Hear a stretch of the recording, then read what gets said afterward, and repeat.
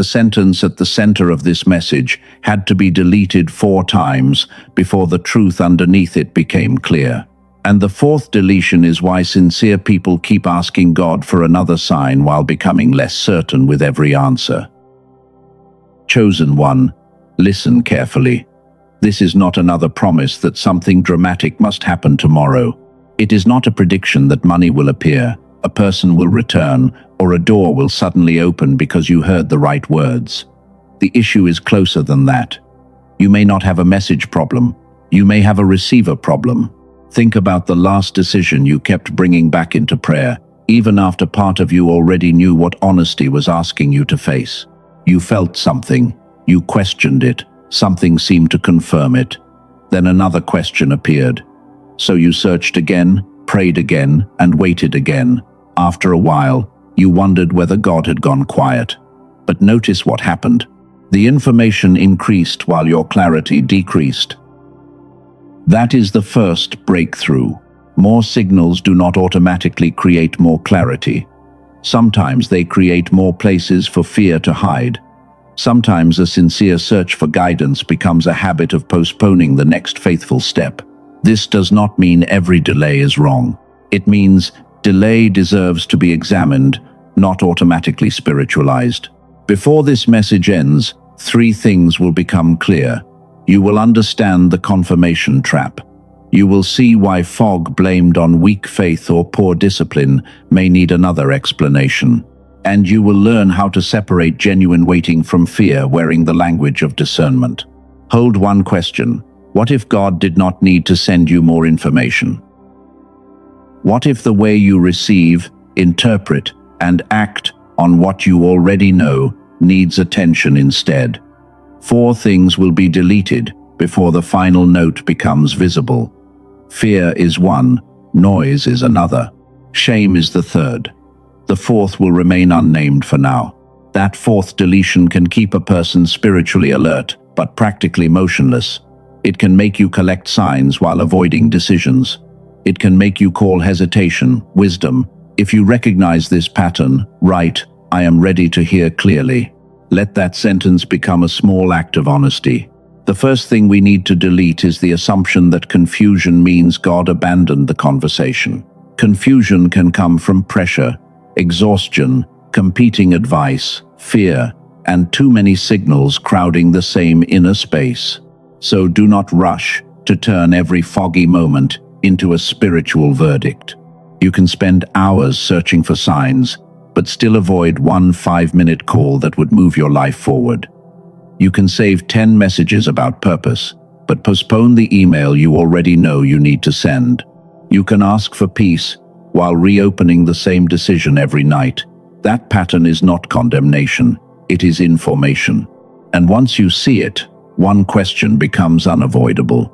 How do you know when seeking guidance is helping you, and when it has started feeding the noise? That is where the first deletion truly begins. There is a pattern that appears when the signal space becomes crowded. You ask the same question in different forms, hoping one version will finally produce certainty. You hear something that feels confirming. Relief arrives, briefly. Then doubt returns with a new question, and the search begins again. This is what I call the signal saturation problem. Every new voice creates another interpretation to compare, and every comparison gives fear another place to argue. Eventually, you are no longer listening for direction. You are managing a room full of competing possibilities. You may recognize this in ordinary ways. You save message after message, but act on almost none of them. You ask several people what they think, then feel more confused than before. You see one sign, feel calm, then search for another sign to confirm it. Here is the reframe. Confusion does not always mean the message is absent. Sometimes the signal environment is crowded. If you think the problem is silence, you keep adding input. If you recognize saturation, you begin removing what is unnecessary. This is not an argument against prayer, counsel, scripture, reflection, or wise guidance. It is an argument against using endless input as a substitute for discernment. Healthy guidance should eventually create more coherence. If every answer produces 3 new questions, more collecting may not be what you need. You may resist this. Maybe this sounds like a clever way to make indecision spiritual. That concern is fair. Sometimes you truly need more facts.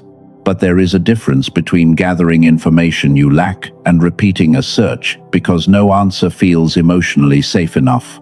Test that difference today. Choose one decision that has been circling in your mind. Ask what information is actually missing. Name it plainly. If a real fact is missing, find it. But if you cannot name what is missing, and you are only waiting for total certainty, notice what that reveals. The first deletion begins here. Delete the belief that more input is always more guidance. Create space. Stop reopening questions that have already been answered enough for the next step. Let silence become a place where clarity can settle. Instead of treating silence as proof that something has gone wrong, noise can become familiar. Rechecking can feel responsible. But a question can become a hiding place when every answer that carries responsibility is rejected. Think about one area of your life now. Maybe it is work. Maybe it is a relationship. Maybe it is a conversation you keep postponing. You may not know how the whole story ends, but do you know the next honest step? Answer from what has remained clear beneath the noise. You are not trying to predict the entire road. You are separating what is known from what is imagined. You are separating a real unanswered question from an emotional demand for perfect safety. That distinction can restore movement where months of searching created none. Write this if it speaks to you. I choose clarity over delay. Let those words mark a shift from collecting endless signals toward honoring what is already clear enough to examine. But signal saturation is only the first layer. Some people reduce the noise, recognize the answer, and still keep asking for confirmation. They are not confused anymore. They are afraid of what clarity will require. That is the confirmation trap, and it is where the second deletion begins. The confirmation trap begins after the answer is already close enough to touch. You know what the next step probably is. You can sense it. But instead of moving, you ask for one more sign, then one more, because certainty feels safer than responsibility. Chosen one. This is where discernment can quietly become delay. You tell yourself you are being careful. Sometimes that is true. But sometimes waiting is fear, asking for a guarantee that no faithful decision can provide. There is a difference between wisdom and endless reassurance. Wisdom gathers what matters, weighs it honestly, and moves when the next step is clear enough. Endless reassurance keeps reopening the question because the heart wants certainty about the outcome, not clarity about the action. Think about Peter stepping from the boat. He did not receive a complete map of what would happen next. Think about Abraham leaving without seeing the full road ahead. The point is not that your decision is identical to theirs.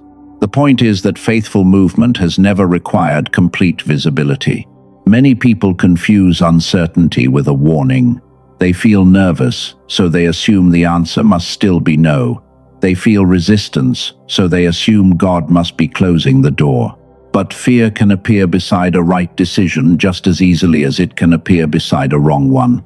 Here is a practical test. Ask yourself 3 questions. What do I already know? What am I genuinely uncertain about? What am I merely afraid to act on? Do not rush your answers. Let each question separate facts from fear and clarity from the demand to feel completely safe. The first question reveals what has remained steady. Maybe a conversation must happen. Maybe a boundary is overdue. The second reveals what is truly missing. The third exposes where fear may be borrowing the language of discernment. This is the second deletion.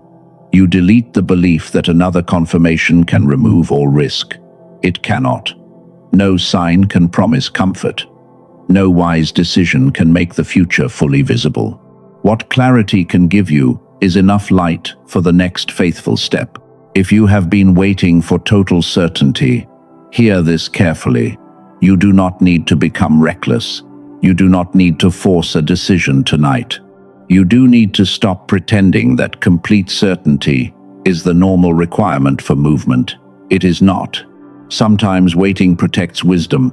Sometimes it protects fear. Write this if you recognize yourself. I choose clarity over delay. Let those words confront the place where you keep asking for permission that no new sign can give you. The purpose is to become honest about what you already know. Instead of asking, "What if I choose wrong?" ask, "What is the most faithful next step with the information I actually have?" That is a smaller question and a more useful one. But there is another reason people keep asking for confirmation. Sometimes the mind itself does not feel trustworthy anymore. Focus slips. Words disappear in the middle of a sentence. Important work feels strangely heavy. You remember being sharper once, and you quietly wonder what happened. When that happens, it is easy to turn cognitive fog into a spiritual accusation. Maybe my faith is weak. Maybe I missed my calling. Maybe something is wrong with me. That interpretation can create shame, and shame makes the receiver even harder to trust. So the next layer is not about another sign. It is about the receiver itself. We need to separate spiritual meaning from cognitive condition because they are not the same thing. And once that separation becomes clear, the third deletion will begin. There is a moment when the problem stops feeling spiritual and starts feeling personal. You sit down to focus, but your attention slides away. You reach for a word and lose it. You open an important task, then suddenly feel tired. After enough moments like that, you begin to question your own mind. Chosen one, this is where shame enters quietly. You may think your discipline disappeared. You may wonder whether weak faith caused the fog. But a cloudy mind is not proof that your spirit failed. Spiritual meaning and cognitive condition are not the same thing. This is what I call the receiver shame error. You feel a symptom, then attach a moral judgment to it. The symptom may be real. The judgment may be false. Stress can affect attention. Poor sleep can affect attention. Emotional overload can affect attention. None of those facts automatically tell you anything about your worth before God. Think about how often this happens. You can scroll for an hour without effort, but important work feels heavy after 5 minutes. You can answer simple messages, but the one decision that matters feels impossible to hold in your mind. Then you accuse yourself instead of examining the condition. The first correction is simple. Stop turning every moment of fog into a spiritual verdict. Ask what your body, attention, sleep, stress, and environment may be contributing. You do not need a diagnosis to become more honest about the receiver. You only need enough humility to stop blaming your character for every symptom. This leads to the third named idea in this message, the receiver principle. A clear message and the condition of the receiver are two different variables. You can trust God and still care for the mind that must interpret what you receive. Notice your body for a moment. Feel your jaw. Notice your forehead. Let your shoulders drop slightly. Take one slow breath. Do not force anything. Simply notice how much tension you are carrying while trying to think clearly. Sometimes clarity does not need more pressure. It needs less internal noise. Now imagine waking tomorrow with a quieter mind. Not a perfect mind. Not a mind that knows the future. Just enough space to recognize the next honest step without reopening the same question 10 times. You would still need wisdom. You would still need courage. But your decisions would no longer begin inside immediate self-accusation. This is where another question appears. What if some of the fog you have treated as permanent is more changeable than you assumed? Over the last several decades, researchers have studied how different regions of the brain cooperate during attention, creativity, and complex problem solving. I am going to return to that later, because there is a neurological idea that connects directly with what we have been discussing about reception and clarity. I am not naming the resource yet. I am not asking you to believe anything yet. Hold only this question. What if the receiver can be supported as deliberately as the message can be sought? Before we go there, write this if it feels true. My mind is not my enemy. You do not need to fight your mind into submission. You need to understand what increases noise, what reduces clarity, and what helps you return to a more integrated state. The next layer goes deeper, because the receiver you distrust today was not always experienced this way. Many people remember a younger version of themselves who learned quickly, imagined freely, and moved before fear demanded endless proof. What happened between then and now matters. There was a time when curiosity came more naturally. You asked questions without needing every answer first. You imagined possibilities without immediately measuring the risk. Then life became louder, faster, and more demanding. Chosen one, growing older, does not mean becoming less worthy or less gifted, but adulthood often brings pressure, stress, divided attention, and constant input. Over time, that can change the way you experience your own mental sharpness. The conditions around you changed. This matters because people create the wrong story about decline. They say, "I used to be creative, now I am not. I used to trust myself, now I cannot. I used to feel connected, now something must be spiritually wrong." The story becomes identity, and identity becomes a cage. Do not make that cage sacred. A tired nervous system is not a prophecy. A distracted mind is not proof of a closed calling. A season of fog does not automatically define your future. It may simply be telling you that the way you process information deserves attention. This is the warning hidden inside the message. Stop spiritualizing every cognitive symptom. If your sleep is poor, notice it. If stress is constant, notice it. If your attention is fragmented all day, notice it. If your health concerns you, seek appropriate support. Faith does not require pretending the body and mind do not matter. Return to the receiver principle. The message and the receiver are different variables. You can seek wisdom while reducing noise. You can pray while protecting attention. You can trust God while becoming more deliberate about the condition in which important decisions are made. Picture a different morning. You wake, sit quietly, and do not reach immediately for another opinion. One decision comes to mind. Instead of opening 5 sources, you write down what you already know. You identify the one fact still missing. Then you choose the next honest action and carry it into the day. That is not dramatic. It restores trust through practice. Clarity becomes something you participate in, not something you wait to feel perfectly. The signal space becomes quieter. There is another layer I want you to hold. Researchers have spent decades studying how the 2 hemispheres of the brain specialize and cooperate.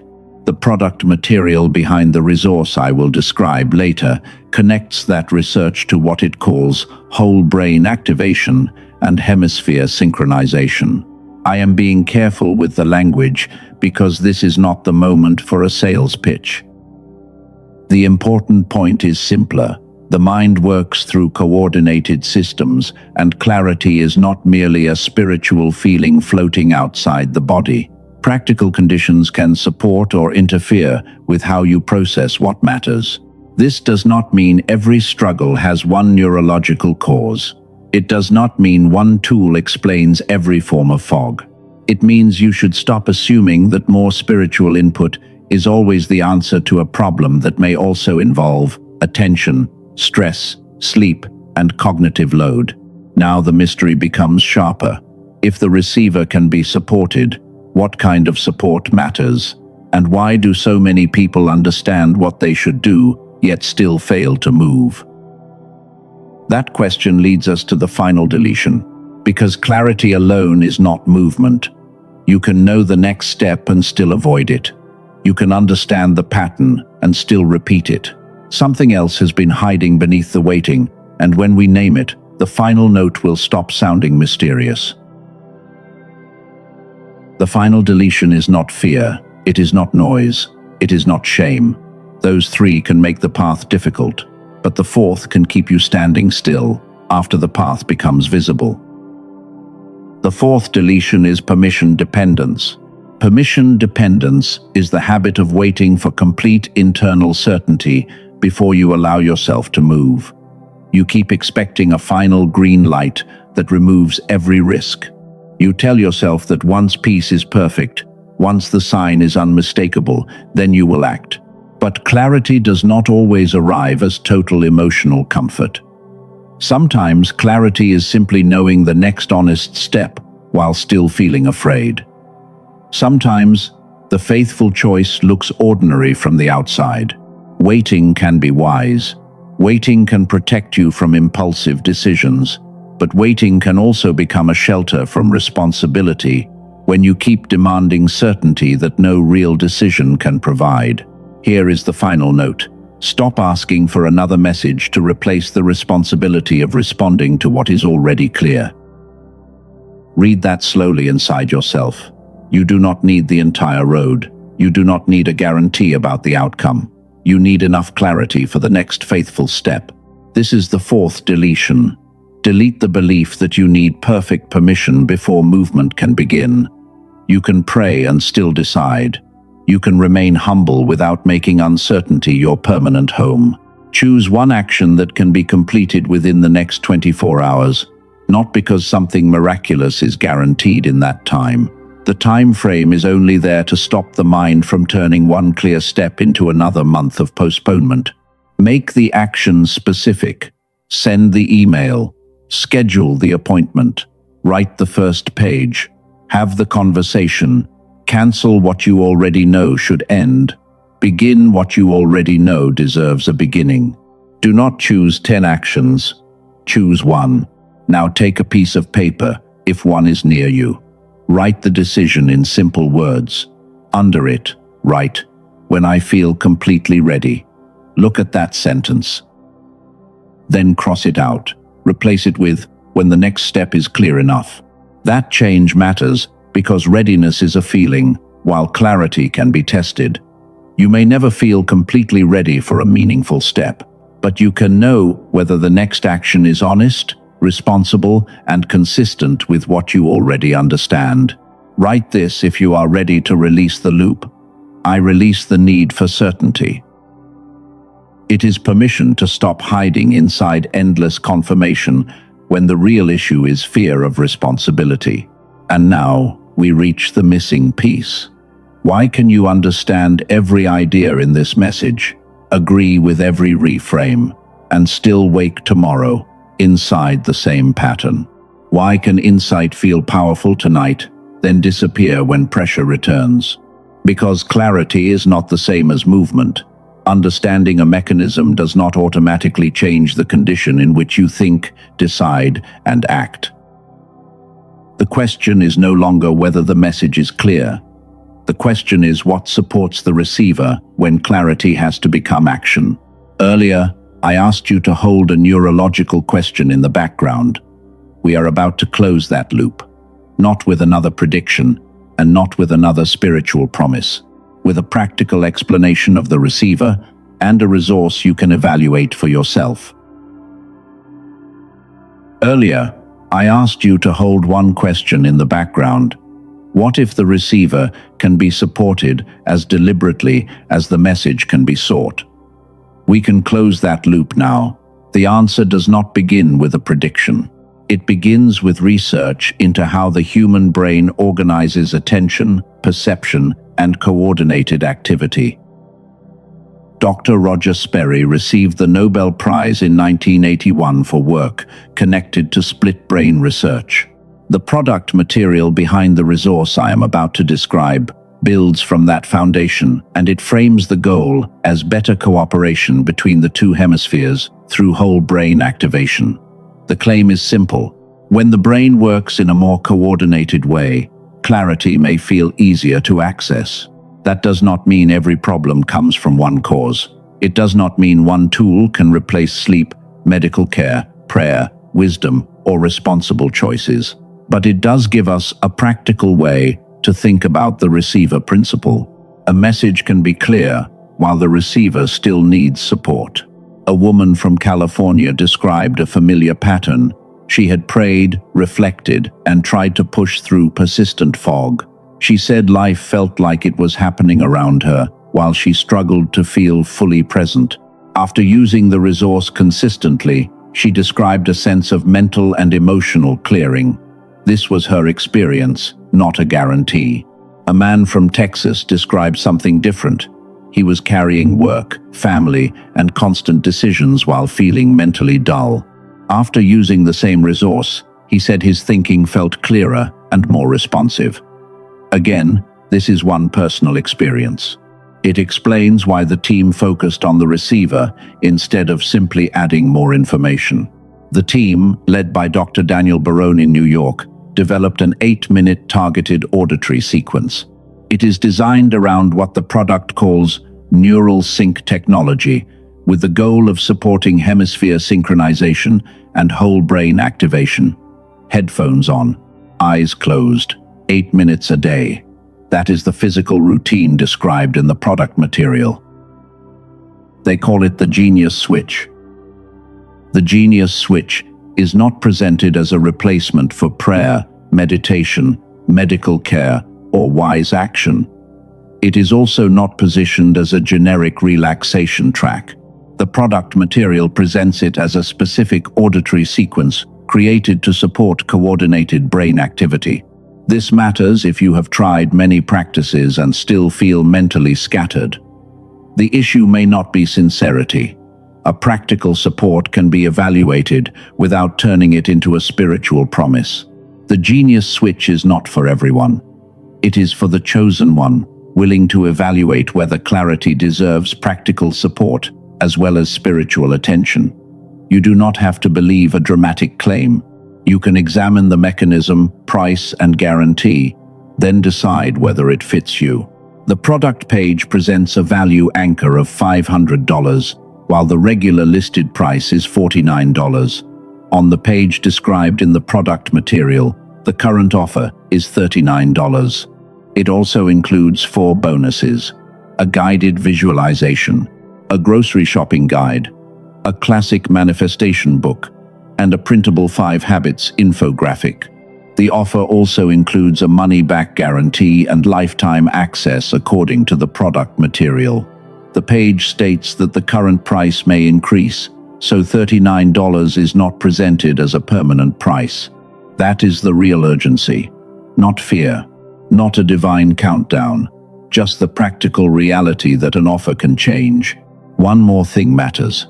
The product material warns that tracks using similar names may appear elsewhere without the same underlying process. If you want to evaluate this specific resource, use the official page linked in the description and pinned comment. Read the details before making any decision. If this resonates, the link is there. You can examine everything for yourself. But remember the deeper point. A tool can support the receiver. It cannot make the decision for you, and it cannot replace the responsibility of responding to what is already clear. A tool can support clarity. It cannot replace God. It cannot choose obedience for you. It cannot close the door you need to close, speak the truth you need to speak, or take the step you already know is yours. That distinction protects everything we have built so far. The resource I described is a tool. It may support the receiver. It does not become the source. If you forget that difference, any useful practice can become another form of dependence. The goal is to become more available to clarity. Some of you have tried many things already: prayer routines, journaling, meditation, productivity systems, different audios. You may hear another resource and immediately think, I have done this before. That resistance makes sense. You do not need to force yourself past it. Evaluate the mechanism, evaluate the routine, evaluate the guarantee. Then make an adult decision without spiritual pressure. A resource should survive examination. It should not require fear to make it attractive. And if you decide it is not for you, the deeper work remains the same. Reduce unnecessary noise. Separate facts from fear. Stop asking for confirmation when the real issue is avoidance. Care for the mind that has to carry your decisions. Then move when the next step is clear enough. There is another resistance that deserves compassion. Maybe you think clarity belongs to people who are more disciplined, more spiritual, or more naturally gifted than you. Maybe you have lived with fog long enough that it feels like identity. It is not useful to turn a condition into a verdict about who you are. You are allowed to support your mind without proving anything first. You are allowed to rest. You are allowed to change the environment around your attention. You are allowed to use practical tools without making them the center of your faith. For the chosen one who felt something stir when the receiver was mentioned earlier, the resource is still available in the description and pinned comment. You can read the details there. That is enough. We return now to the deeper current of this message.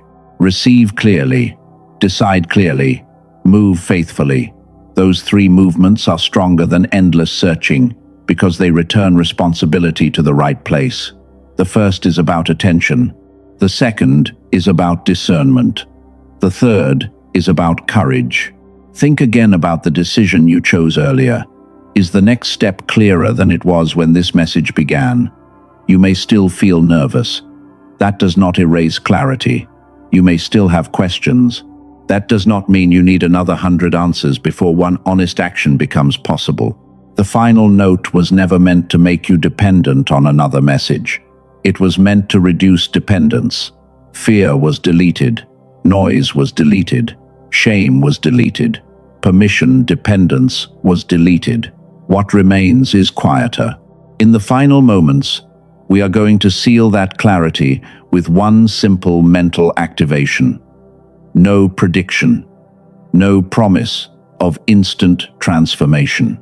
Just a way to let the mind rehearse what faithful movement feels like before you return to your day. Chosen one, bring one decision back into your awareness. Not 10 decisions, just one. Let it be the thing that has returned to your mind more than once during this message. You do not need to solve the future. You only need to notice what is clear now. Let your shoulders soften. Let your jaw release. Take one slow breath. Imagine all the competing notes in front of you beginning to disappear. One by one, they fade. The opinions, the fear, the pressure to know everything, the demand for a perfect sign. One page remains. It is simple. It does not contain the whole road. It contains only the next faithful step. See that step without forcing an outcome. Maybe it is a call. Maybe it is a boundary. Maybe it is rest. Notice what your body does when you imagine that step. Do not judge it. Fear or resistance may still be present. Your task is not to manufacture peace. Your task is to separate a real warning from the discomfort of movement. Say this quietly inside yourself. I do not need the whole road. I need enough clarity for the next faithful step. Let that sentence settle. The mind does not have to predict everything before a wise decision. Now remember the 4 deletions. Fear no longer gets to interpret every silence. Noise no longer gets to demand endless confirmation.